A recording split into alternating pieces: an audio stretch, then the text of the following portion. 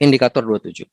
Ya, indikator 27 yaitu manajemen perubahan, change management. Jadi manajemen cukup banyak ya Bapak Ibu ya, tadi dimulai dari 21 dan sekarang 27 ya, dari manajemen risiko sampai sekarang manajemen perubahan nih. Cukup banyak nih Bapak Ibu.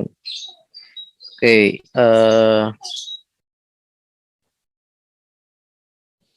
kita lihat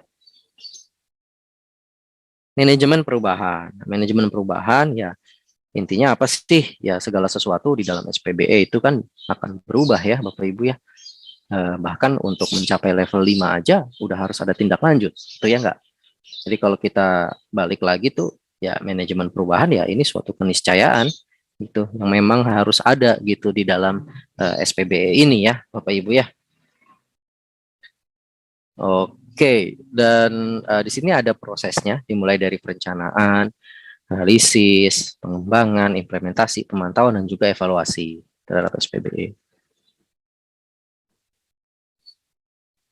Ya, nah untuk ruang lingkupnya, di sini untuk manajemen perubahan, itu ada di dalam peta rencana manajemen perubahan. Ya, jadi harus sesuai dengan peta rencana.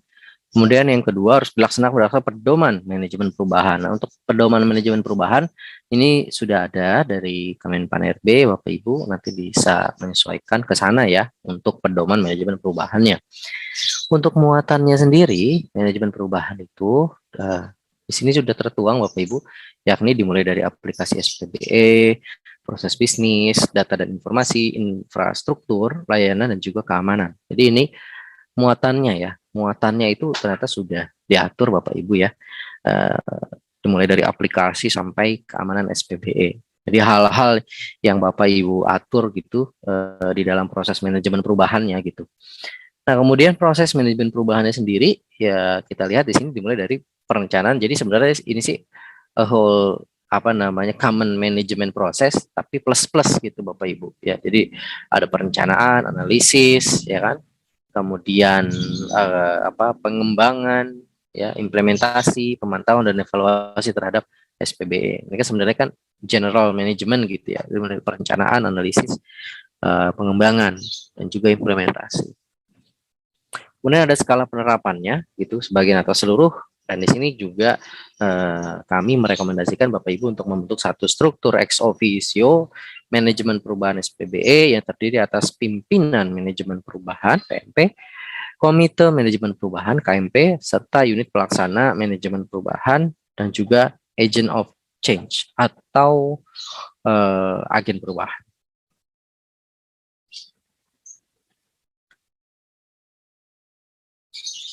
Ya. Nah, di sini salah satu yang cukup penting untuk referensinya yaitu adalah RPM manajemen perubahan dari Kemenpan RB, Bapak Ibu ya, atau rancangan pedoman. Jadi pedoman yang masih dalam bentuk draft atau dalam bentuk apa namanya rancangan gitu ya terhadap proses manajemen perubahan itu sendiri. Gitu.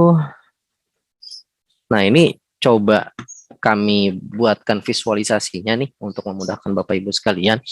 Jadi untuk manajemen perubahan sendiri itu prosesnya dimulai dari tadi ada perencanaan ya Bapak Ibu ya. Di sini ada perencanaan, kemudian lari ke analisis, kemudian lari ke pengembangan, implementasi dan juga evaluasi. Kemudian tadi kan muatannya juga sudah diatur ya Bapak Ibu ya. Tadi ada aplikasi, ada proses bisnis, ada data dan informasi, ada infrastruktur, layanan dan juga keamanan. Nah, tapi Bapak Ibu seperti yang tadi sempat di awal sempat kita diskusikan juga ya, kita bahas gitu bahwa seluruh proses SPBE ini sebenarnya juga mengalami perubahan kan, ya enggak? Terutama ketika Bapak Ibu pengen dari level 4 ke level 5. Nah, itu kan artinya sudah harus ada review dan evaluasi dan ditindaklanjuti. Nah, sekarang di dalam proses penindaklanjutan itu bagaimana? Nah, itu kan tentunya perlu Bapak Ibu lakukan manajemen perubahan di situ, gitu ya.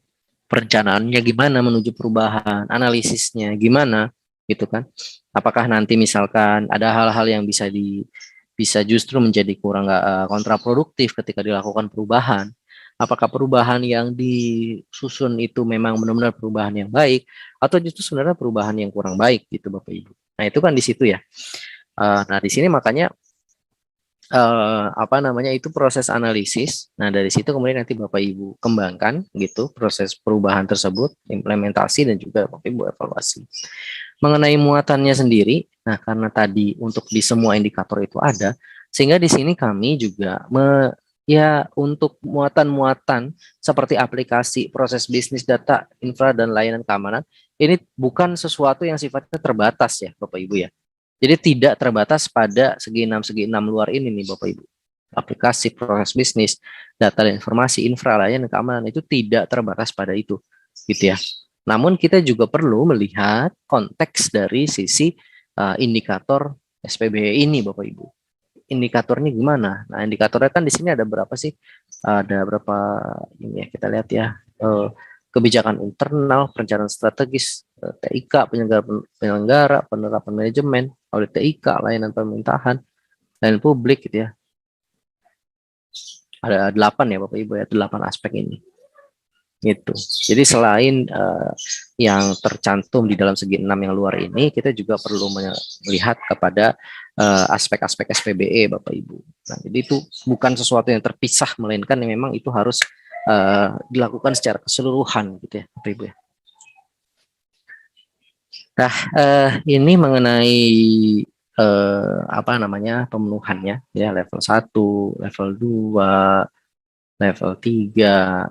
Ya, untuk level 3 ini ya dia intinya sudah sesuai pedoman. Namun prosesnya juga harus sudah dilakukan Bapak Ibu.